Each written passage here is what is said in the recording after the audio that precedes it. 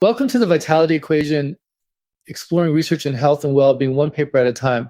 I'm excited to dive into this week's topic.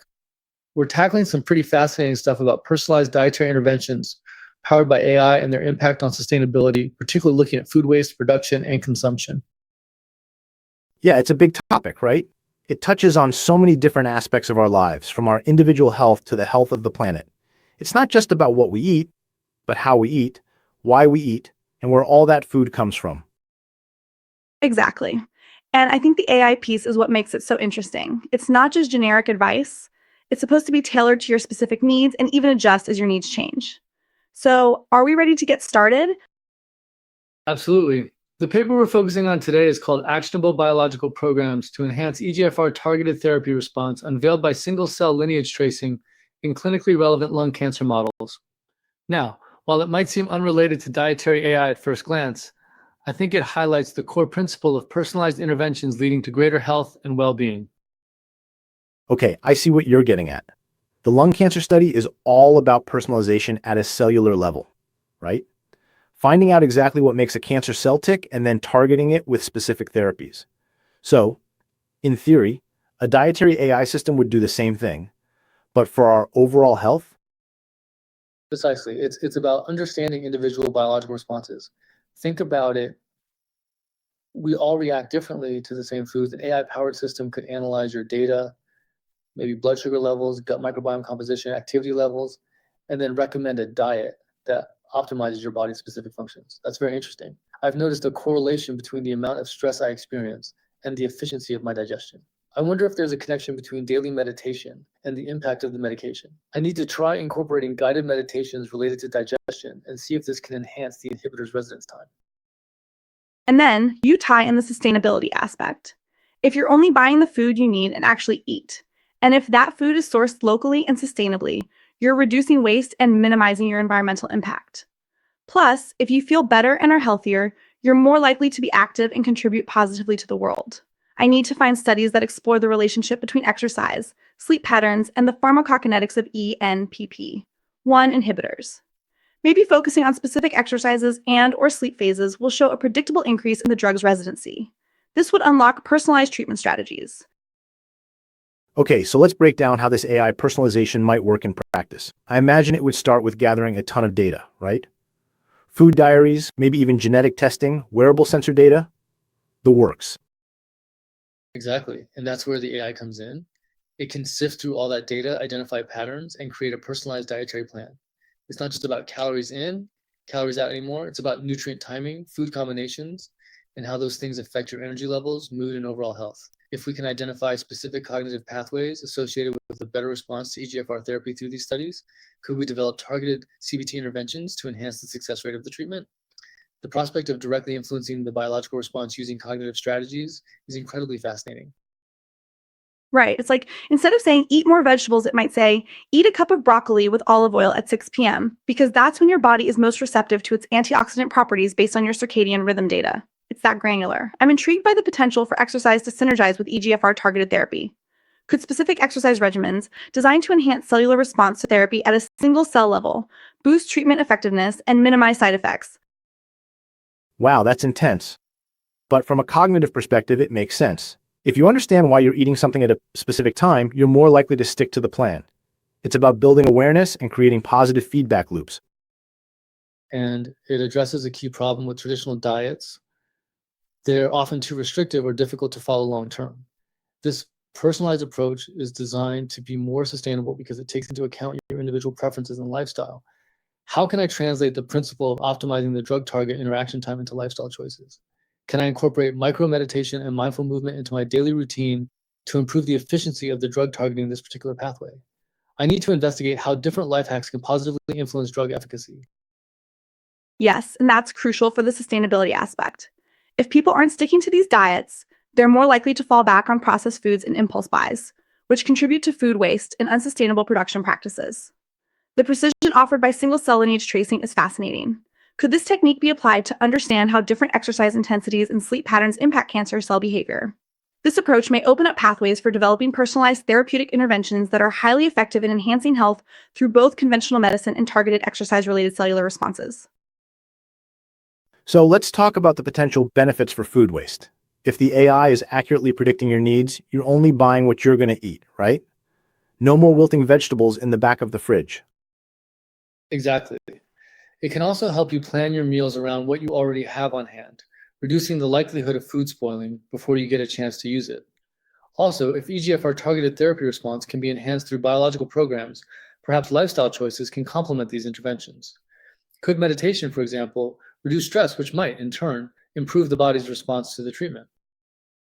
And imagine if this system could also connect you with local farmers and producers who are using sustainable practices. It could help you make more conscious choices about where your food comes from, supporting local economies and reducing your carbon footprint. That's a great point. It almost creates a closed-loop system where your individual health choices are directly linked to the health of the planet. It's a pretty powerful concept. The idea that targeting specific thought patterns could improve the effectiveness of cancer treatment is deeply inspiring. It suggests that changing our relationship with illness through cognitive tools could fundamentally alter the course of biological processes. This understanding is profoundly empowering. But there are also potential challenges, right? The data privacy issue is huge. Who has access to all this personal information and how is it being used? We need to make sure there are strong safeguards in place to protect people's privacy. It made me reflect on the power of subtle lifestyle changes to potentiate natural processes. And accessibility is another concern. These AI-powered systems could be expensive, potentially creating a health divide where only the wealthy have access to personalized dietary advice. I wonder if optimizing sleep cycles and exercise routines could enhance the efficacy of NPP1 inhibitors in preclinical models. Could specific sleep phases or exercise intensities have a measurable impact on the drug's residence time?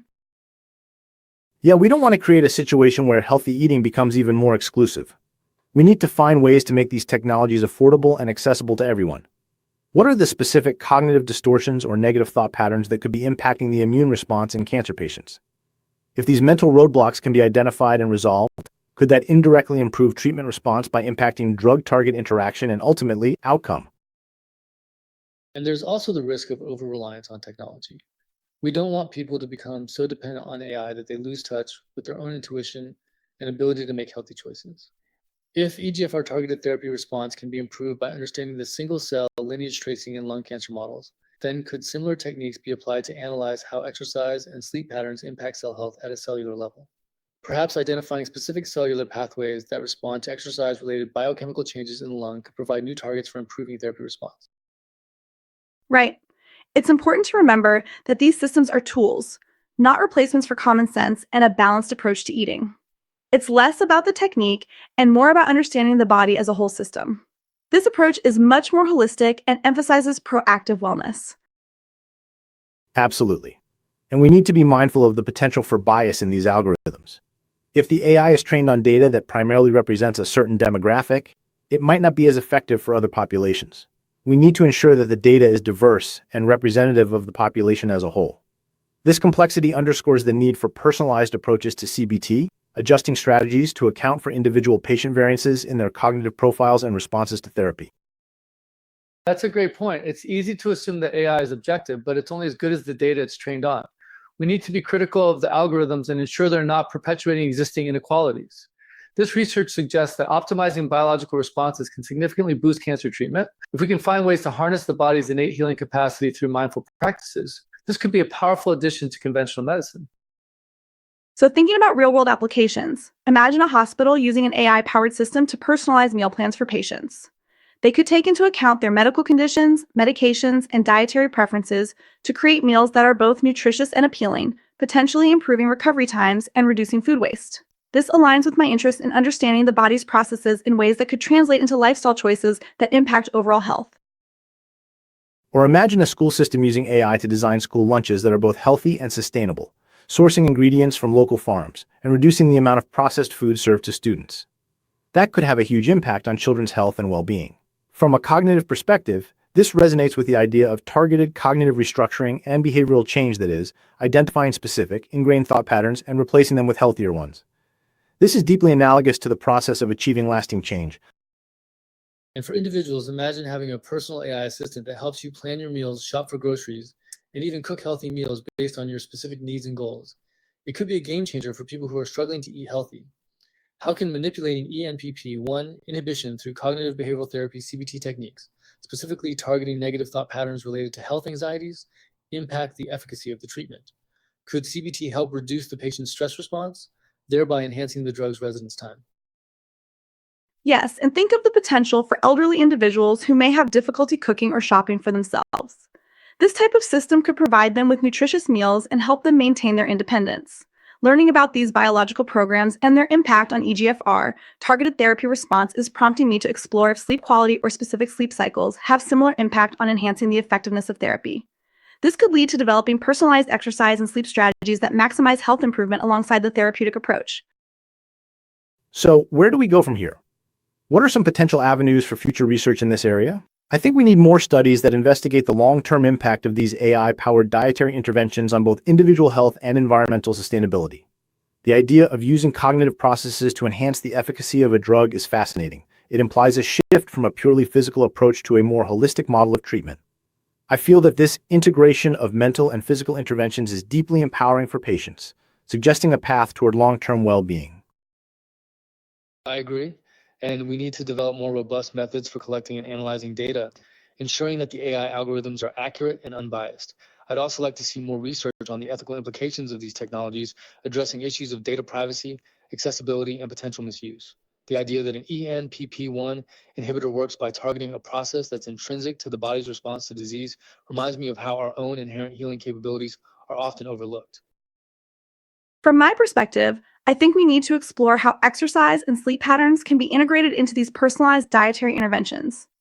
Can specific exercise routines and sleep schedules enhance the effectiveness of the dietary recommendations and further improve health outcomes? Perhaps identifying specific cellular pathways that respond to exercise-related biochemical changes in the lung could provide new targets for improving therapy response. What do you guys think? That sounds perfect. Maybe we can even think about how cognitive training techniques can be combined with these dietary interventions to promote healthier eating habits and improve overall well-being. That sounds extremely exciting. I learned that optimizing my sleep schedule, incorporating mindful breathing exercises before bed, and creating a relaxing bedtime routine can significantly enhance my overall well-being and potentially improve the efficacy of this ENPP1 inhibitor. I wonder if there are specific types of meditation or mindfulness practices that synergize with this drug's long residence time. I think it's about moving beyond just focusing on what we eat to understanding the complex interplay between diet, lifestyle, and the environment. It's a holistic approach to well-being. Absolutely.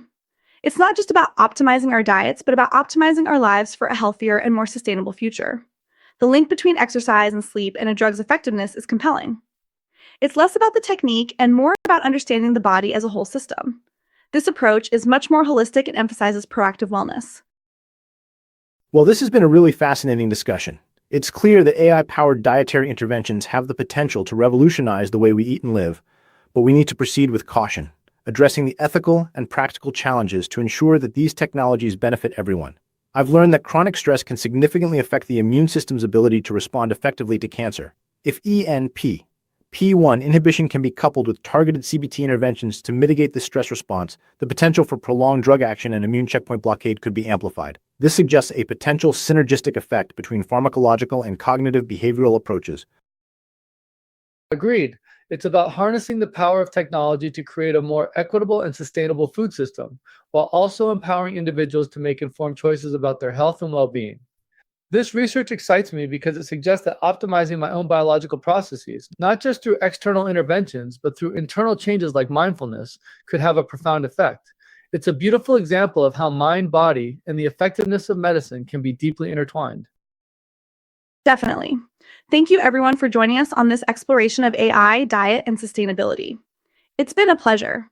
The idea that a drug's interaction with a target could be influenced by the body's internal state, particularly through exercise and sleep, is intriguing. It highlights the complex interplay between physiology and pharmacology and suggests new avenues for personalized medicine. Thanks for having me. It's always great to explore these complex topics with you both. The research on EGFR-targeted therapy response in lung cancer highlights the profound interplay between biological processes and mental states. This reinforces my belief that genuine health improvement requires a holistic approach integrating both physical and mental well-being. This knowledge is not merely interesting, but critical. And thank you to our listeners for tuning in to the Vitality Equation. We hope you found this conversation thought-provoking and informative. Until next time, stay healthy and sustainable.